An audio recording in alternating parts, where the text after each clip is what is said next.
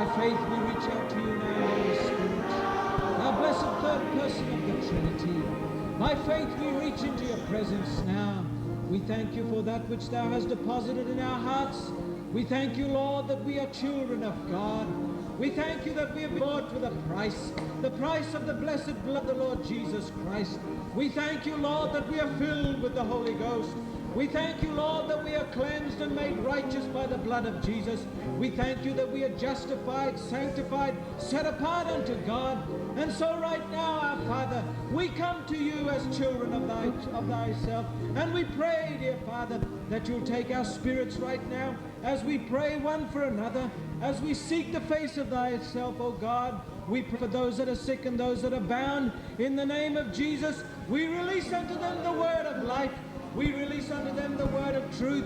We release unto them the word of healing, the word of deliverance, the word of power, the word of grace, the word of satisfaction, the word of deliverance in Jesus' name. And oh, our Father, we reach to those that we have called by name. Minister to their every need, I pray. Heal and save their souls. Minister grace and strength to them, I pray, dear Father.